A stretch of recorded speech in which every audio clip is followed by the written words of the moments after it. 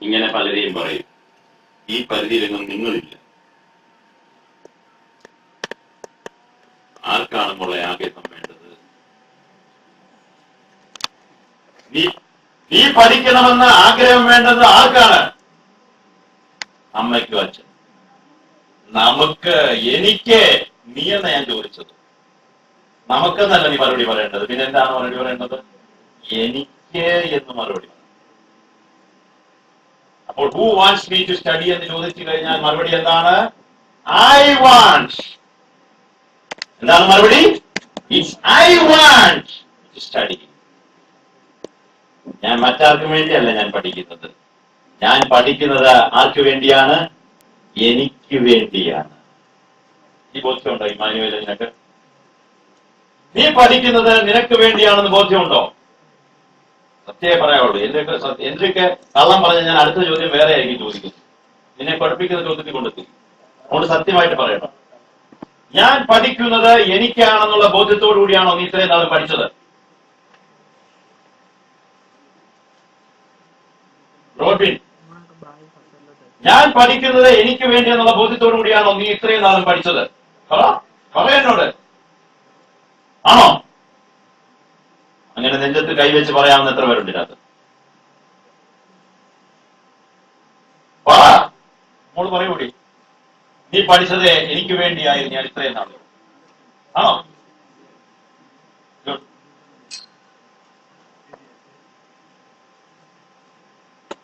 അങ്ങനെയാണെങ്കിൽ നീ ഭക്ഷണം കഴിക്കുന്നത് പോലെയുള്ള പ്രാധാന്യം നിന്റെ പഠനത്തിന് നീ കൊടുത്തിട്ടുണ്ടോ? കാരണം ഭക്ഷണം കഴിക്കുന്നത് എനിക്ക് വേണ്ടിയാണ്, പഠിക്കുന്നത് എനിക്ക് വേണ്ടിയാണെന്ന് ഞാൻ പറഞ്ഞു. ഭക്ഷണം സമം പഠനം എന്ന് നീ ഉള്ള പ്രാധാന്യം കൊടുത്തിട്ടുണ്ടോ? നീ ശ്വസിക്കുന്നത് നിനക്ക് വേണ്ടിയാണ്. ശ്വാസം പ്ലസ് പഠനം പ്ലസ് ആഹാരം, ഈ ഒരു പ്രാധാന്യം നീ കൊടുത്തിട്ടുണ്ടോ? പറ. നീ ശ്വസിക്കുന്നത് നിനക്ക് വേണ്ടിയാണ്, നീ ആഹാരം കഴിക്കുന്നത് നിനക്ക് വേണ്ടിയാണ്, നീ കുളിക്കുന്നത് നിനക്ക് വേണ്ടിയാണ്, നീ തലമുടി ചെയ്യുന്നത് നിനക്ക് വേണ്ടിയാണ്, നീ പല്ല് തേക്കുന്നത് നിനക്ക് വേണ്ടിയാണ്, നീ ശൗചക്രിയകളൊക്കെ ചെയ്യുന്നത് എന്തിനു വേണ്ടിയാണ്? നിനക്ക് വേണ്ടിയാണ്. ഇതേ പ്രാധാന്യത്തോടെ നീ പഠിക്കാൻ ശ്രമിച്ചിട്ടുണ്ട്. അടുത്ത ചോദ്യം, എങ്കിൽ നീ ജീവിതത്തിൽ വിജയിച്ചു എന്ന് ഞാൻ പറയും. മനസ്സിലായോ? നീ ആഹാരം കഴിക്കണമെന്ന് നിനക്കാണ് ആഗ്രഹം, അല്ലയോ? അത് വീട്ടുകാർക്കാണോ ഏറ്റവും ആഗ്രഹം? ആർക്കാണ് ആഗ്രഹം? നമുക്ക് ആവശ്യം വിശക്കുമ്പോഴല്ലേ നമ്മൾ കഴിക്കുന്നത്. നീ ശ്വസിക്കണമെന്ന് ആർക്ക് ആഗ്രഹം? ആൾക്കാർക്കാണോ ആഗ്രഹം? എന്തുമാത്രം ഓക്സിജൻ അവിടെ അടിച്ചു മാറ്റിയത് ഈ ഭൂമിയിൽ.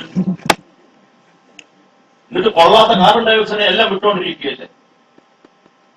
നീ കുളിച്ച് എന്തുമാത്രം വെള്ളമാണ് ഈ നാട്ടിൽ കളഞ്ഞത്. നീ ഭക്ഷണം കഴിച്ച് എത്ര കലോറി സാധനമാണ് വേസ്റ്റ് ആക്കി കളഞ്ഞത്. കണ്ടില്ലേ? നമ്മൾ ശ്വസിക്കുന്നത് പോലെ പ്രധാനപ്പെട്ടതാണ്. നിന്നെ സംബന്ധിച്ച്, എന്നെ സംബന്ധിച്ച്, ഞാൻ ശ്വസിക്കുന്നത് പോലെ, ഭക്ഷണം കഴിക്കുന്നത് പോലെ, വൃത്തിയായി നടക്കുന്നത് പോലെ ഏറ്റവും പ്രധാനപ്പെട്ട സംഗതിയാണോ എന്നെ സംബന്ധിച്ച് പഠനം?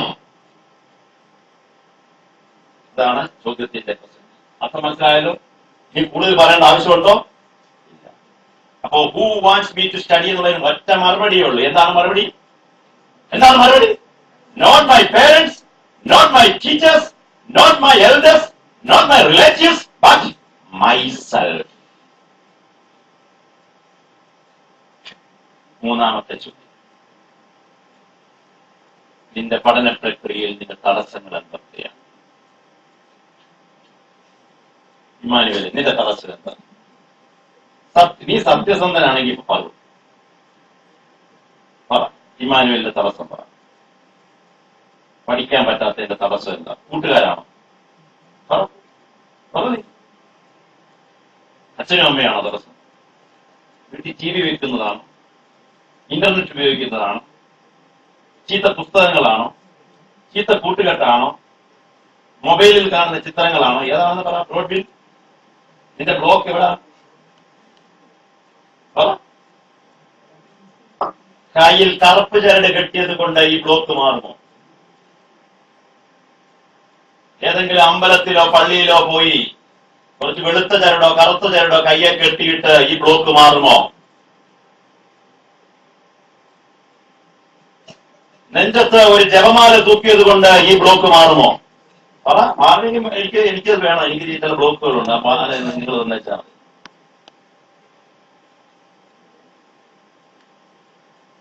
ഏതെങ്കിലും ക്ഷേത്രത്തിൽ പോയി ശയന പ്രദക്ഷിണം നടത്തിയത് കൊണ്ട് ഈ ബ്ലോക്ക് മാറുമോ?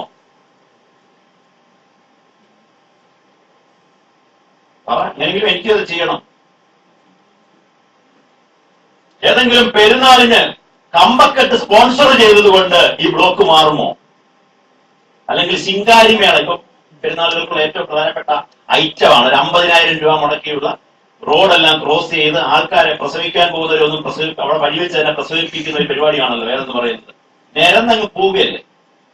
എവിടെയെങ്കിലും ആശുപത്രി പോയി പ്രസവിക്കാൻ വേണ്ടി സ്വസ്ഥമായിട്ട് ഓടുക, അപ്പോഴായിരിക്കും ഈ ബ്ലോക്ക് വന്ന് കിടക്കുന്നത്. അവിടെ തന്നെ ആയി. പിന്നെ ആശുപത്രി പ്രസവിക്കേണ്ടവരെ വഴിയിലിട്ട് പ്രസവിപ്പിക്കുന്ന ഈ ബ്ലോക്കുകൾ, ഉത്സവങ്ങൾ, ആഘോഷങ്ങൾ, പെരുന്നാളുകൾ, തമ്പറകൾ, ഇത് സ്പോൺസർ ചെയ്തത് കൊണ്ട് നമ്മുടെ ബ്ലോക്ക് മാറുമോ? പഠിക്കേണ്ടത് നിന്റെ ആവശ്യമാണ് എങ്കിൽ ഈ പഠനത്തിന്റെ ബ്ലോക്ക് മാറ്റേണ്ടത് ആളുടെ ആവശ്യമാണ്. അതാവശ്യമാണ്. നീ കഴിക്കുന്ന ചോറിലെ തലിമുടി കിടന്നു കളഞ്ഞാൽ നീയാണോ എടുത്തു മാറ്റുന്നത്? നിന്റെ അച്ഛനും അമ്മയാണ് എടുത്തു മാറ്റുന്നത്. നീ ചോറിനോണ്ടിരിക്കുക, അപ്പൊ തലിമുടി കണ്ടു, ഒരു ചെറിയ കഷ്ണം തലിമുടി കണ്ടു, ഉടൻ തന്നെ നീയാണോ എടുത്തു കളയുന്നത് അതോ നിന്റെ അമ്മയെ വിളിക്കുക? അമ്മ എന്നു വന്നേ, ഒഴിവാ ഇത് കണ്ടോ, എന്റെ ചോറിനകത്ത് മൂടി എടുത്തു മാറ്റ്. പക്ഷെ പിള്ളേർ വേണേ അതും ചെയ്യും. ബാത്റൂമിൽ ഇരുന്നുകൊണ്ട് വിളിക്കുകയല്ലേ, അമ്മേ വാ. 12ാം ക്ലാസ്സിൽ പഠിക്കുന്നതും 11ാം ക്ലാസ്സിൽ പഠിക്കുന്ന പെൺപിള്ളാരും ആൺപിള്ളാരും ബാത്റൂമിൽ കയറി ഇരുന്ന് വിളിക്കുകയാണ് അച്ഛനെ അമ്മയും.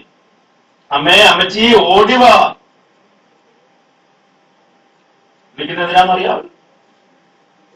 സ്വന്തമായിട്ട് ക്ലീൻ ചെയ്യാൻ അറിയത്തില്ല. അതുകൊണ്ട് അച്ഛനും അമ്മയും വന്ന് എന്നെ ക്ലീൻ ചെയ്ത് പഠിപ്പിക്കണം.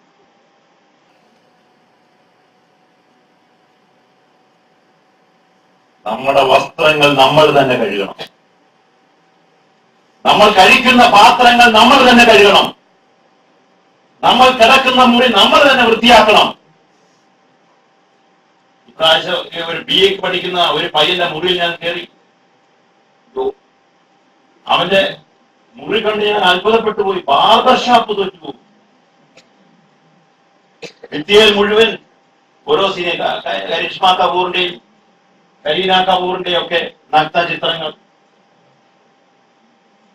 പിന്നെ സിഗരറ്റ് കുറ്റികൾ, അവൻ ചീവിട്ട് കിടക്കുന്ന തരിമുടിയുടെ കഷ്ണങ്ങൾ, അവിടൊക്കെ പാൻ പരാഗ്, ഇങ്ങനെയൊക്കെയുള്ള സാധനങ്ങൾ ഉപയോഗിച്ചതിന്റെ കവറുകൾ. ഇതുപോലെ ബിടെക് പഠിക്കുന്ന ഒരു പെൺകുട്ടിയുടെ മുറി. ഞാൻ മോശക്കാരനാന്ന് വിചാരിക്കരുത് ഇങ്ങനെ അവരുടെയൊക്കെ മുറി കയറുന്നത്.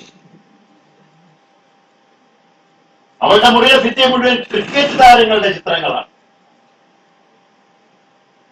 എന്റെ ഒരു ബന്ധത്തിലായതുകൊണ്ട് ഞാൻ ചുമ്മാ ഇങ്ങനെ കിടക്കയിരുന്ന് പൊക്കി നോക്കിയപ്പോണ്ട് അവൾ കിടക്കുന്ന ബെഡിന്റെ താഴെയായിട്ട് സച്ചിൻ ടെണ്ടുൽക്കറുടെ ഒരു പൂർണ്ണകായ ചിത്രം ഇങ്ങനെ പിരിച്ചിട്ടിരിക്കുക. ഒരു പോസ്റ്റർ. സച്ചിൻ ടെണ്ടുൽക്കറുടെ മണ്ടക്കാണ് കിടക്കുന്നത്.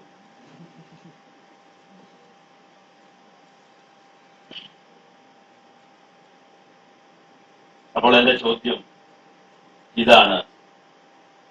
നിന്റെ ഭക്ഷണത്തിൽ ഒരു സാധനം കിടന്നു കഴിഞ്ഞാൽ ആരാണത് മാറ്റുന്നത്? നീയാണ് മാറ്റുന്നത്. അതേപോലെ തന്നെ നിന്റെ പഠന പ്രക്രിയയിൽ തടസ്സം നേരിട്ടാൽ നീ എന്ത് ചെയ്യണം? നീ മാറ്റണം. നിനക്ക് മാറ്റാൻ പറ്റുന്നില്ല എങ്കിൽ നീ എന്ത് ചെയ്യണം? അതിനെ മാറ്റാൻ കഴിവുള്ളവരുമായിട്ട് എന്ത് ചെയ്യണം? സംസാരിച്ച് അവരുടെ സഹായം നേടി നീ എന്ത് ചെയ്യണം? മാറ്റണം. പലതും നമുക്ക് തന്നെ മാറ്റാൻ പറ്റുന്നതേ ഉള്ളൂ. അത് കുറച്ചുനാൾ കിടന്നു കഴിയുമ്പോഴാണ് അത് വലുതായി പിന്നെ നമുക്ക് മാത്രം പറ്റത്തില്ല. പിന്നെ നമ്മൾ എന്ത് ചെയ്യും? പ്രാർത്ഥനാ കേന്ദ്രങ്ങളിലേക്ക് പോകും, കൺവെൻഷൻ സെന്ററുകളിലേക്ക് പോകും, ക്ഷേത്രങ്ങളിലേക്ക് പോകും, പൂജാരികളുടെ അടുക്കിലേക്ക് പോകും, ജോത്സ്യന്റെ അടുക്കിലേക്ക് പോകും.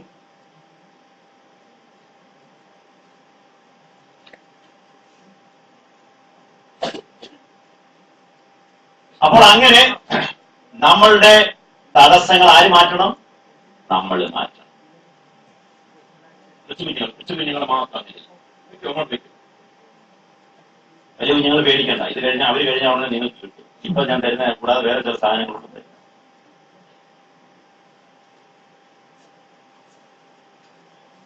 അപ്പോൾ ഇനിയും നമ്മൾ ഇതിനകത്ത് ഏറ്റവും നല്ലത് എന്ന് പറഞ്ഞ ഏതാണ്? എക്സലന്റ്. ഈ എടുത്തു.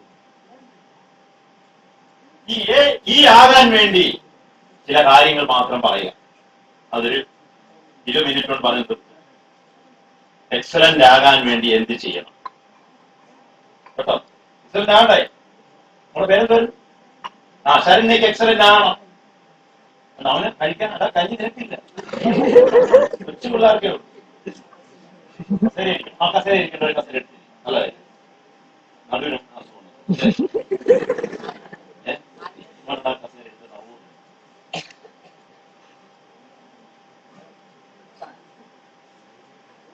എടുത്ത് അങ്ങനെ വേണമല്ലോ. സഞ്ചാരം വേണം പിള്ളേരെ.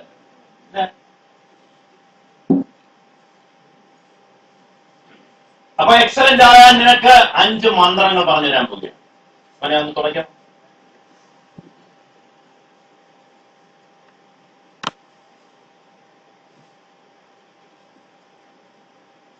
ഒന്നാമതായിട്ട് നിനക്ക് എന്ത് വേണം? ജീവിതത്തിൽ ഒരു ലക്ഷ്യം വേണം. എന്താണ് വേണ്ടത്? ലക്ഷ്യം. ഇംഗ്ലീഷിൽ എന്ത് പറയും? ഗോൾ. എന്താണ് വേണ്ടത്? ഗോൾ വേണം. രണ്ടാമതായിട്ട് നിന്റെ ജീവിതത്തിൽ എന്താണ് വേണ്ടത്? ഡിസയർ വേണം. ആഗ്രഹം.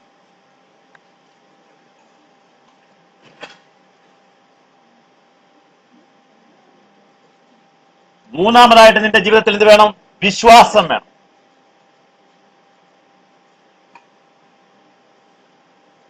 അതിനെന്തെന്ന് പറയും? ഫെയ്ത്ത്.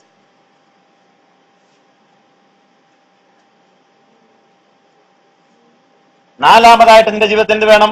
പ്ലാനിങ് വേണം, പദ്ധതി വേണം.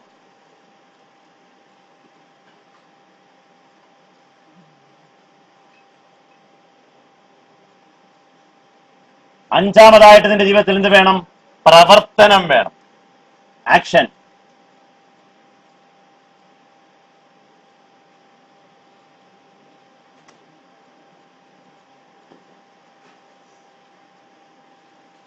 അപ്പൊ എന്തൊക്കെയാ വേണ്ടത്?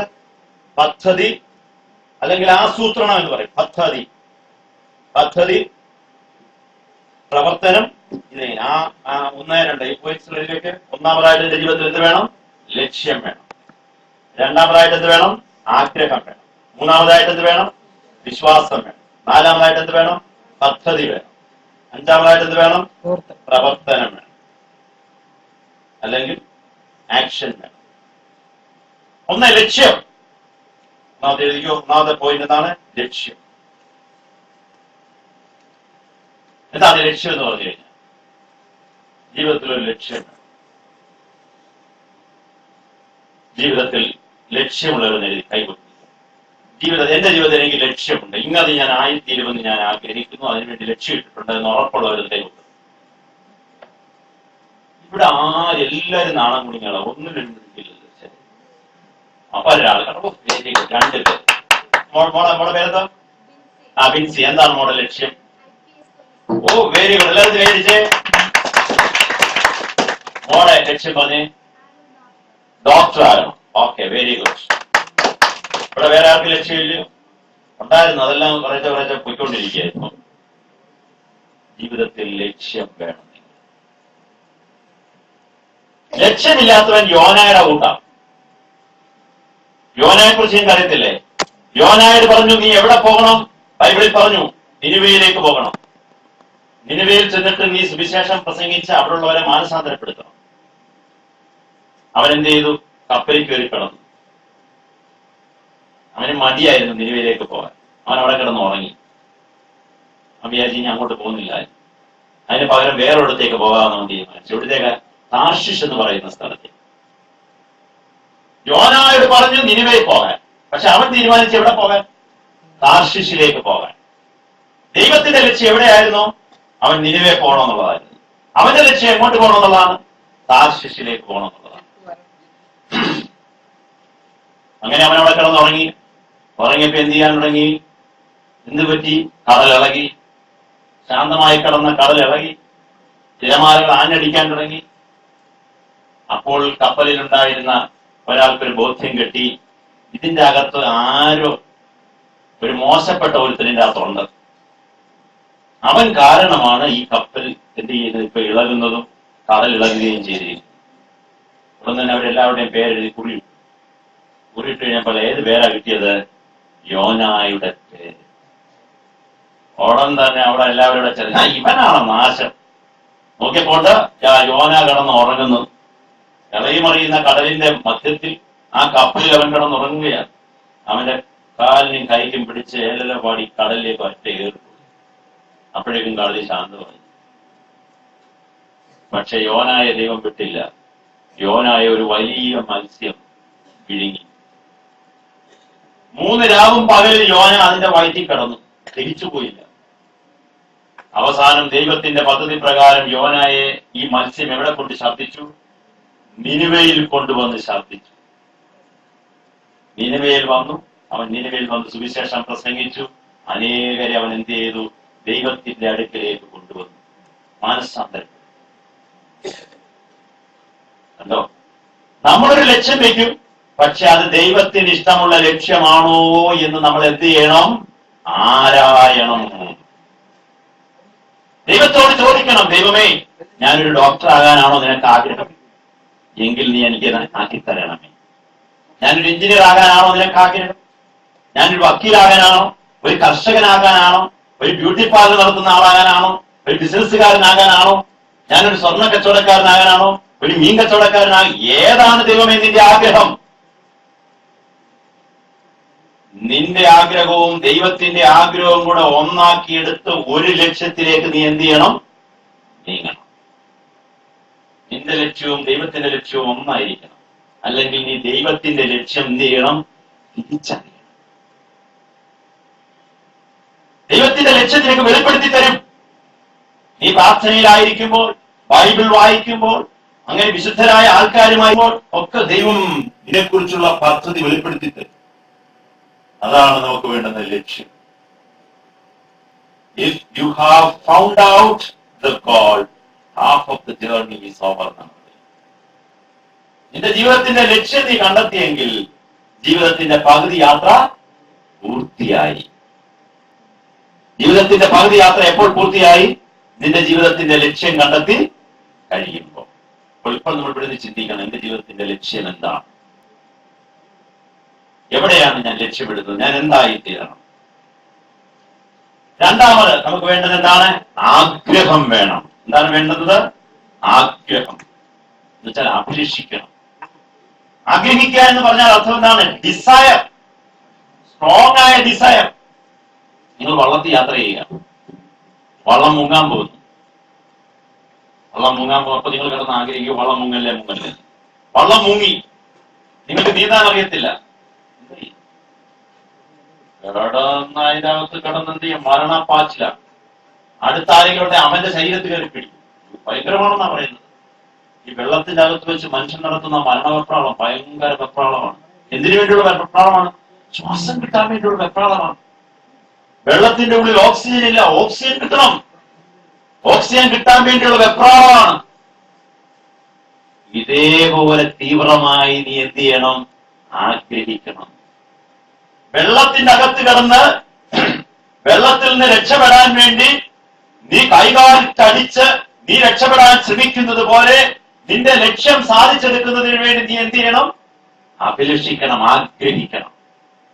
വെള്ളത്തിൽ മുങ്ങി മരിക്കാൻ പോകുന്നവർ ആഗ്രഹിക്കുന്നത് പോലെ ജീവിതത്തിൽ എനിക്ക് ഇന്നതാകണം, നീ ആഗ്രഹിക്കണം.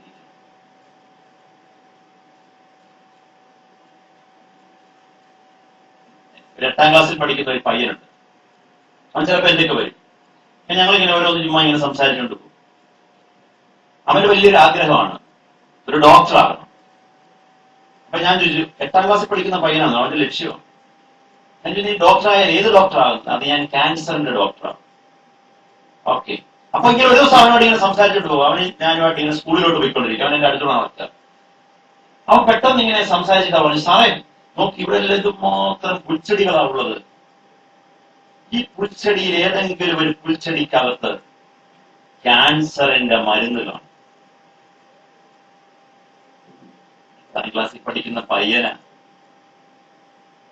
നമ്മുടെ ഇവിടുത്തെ സാധാരണ പയ്യന്മാരാണ് ഇതൊന്നും ഡിസ്കസ് ചെയ്തില്ല. അവൻ ഇന്നലെ കണ്ട സിനിമയുടെ കാര്യവും അങ്ങേ വീട്ടിൽ നിന്ന് ഒളിച്ചുപോയിപ്പോയ പെണ്ണിന്റെ കാര്യമൊക്കെ ആയിരിക്കും അവൻ പറയുന്നത്. ഈ കൊച്ചൻ സംസാരിക്കുന്ന എന്തിനെ കുറിച്ചാണ്? ക്യാൻസറിനുള്ള മരുന്ന് കണ്ടെത്തണം. അത് അനേകായിരം സ്പീഷീസ് ഉള്ള പുൽച്ചെടികളുണ്ട്. ഈ പുൽച്ചെടിയിൽ ഏതിലാണ് സാറേ ക്യാൻസറിന്റെ മരുന്നിരിക്കുന്നത്? എന്റെ ഒരു വലിയ ആഗ്രഹമാണ് അത് കണ്ടെത്തണം. 8ാം ക്ലാസ്സിലെ അവന്റെ ആഗ്രഹമാണ്. അവൻ ഡോക്ടറായില്ലെങ്കിലേ ഉള്ളൂ അവൻ ഓങ്കോളജിസ്റ്റ് ആയിട്ട്. ഓങ്കോളജിസ്റ്റ് മാത്രമല്ല, അവൻ ഓങ്കോളജിയിൽ എന്ത് ചെയ്യും? റിസർച്ച് നടത്തി ഇതിനുള്ള മരുന്ന് അവൻ നിർണ്ണയിക്കും.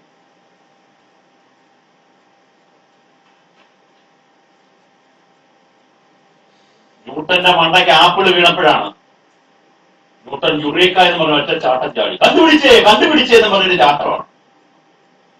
നമ്മുടെയൊക്കെ മണ്ടയ്ക്ക് തേങ്ങ വീണിട്ടുണ്ട്, എന്നിട്ട് നമ്മളൊന്നും ചാടിയിട്ടില്ല. വലിയ ചക്ക വീണപ്പോലും നമ്മൾ എന്ത് ചെയ്യത്തില്ല, ചാടത്തില്ല. ആപ്പിൾ വീണപ്പോൾ ന്യൂട്ടൻ ചാടി, യുറേക്ക കണ്ടുപിടിച്ചു. എന്താ കണ്ടുപിടിച്ചത്? ഭൂമിയുടെ ഗുരുത്വാകർഷണം. കാരണം അവന്റെ മനസ്സിൽ അതുകൊണ്ട് നടക്കുകയായിരുന്നു. എന്താണ് ഈ മേലോട്ട് പോകുന്ന സാധനങ്ങളെല്ലാം താഴോട്ട് വരുന്നത്? എന്താണ് ഈ മേലോട്ട് പോയ സാധനങ്ങളെല്ലാം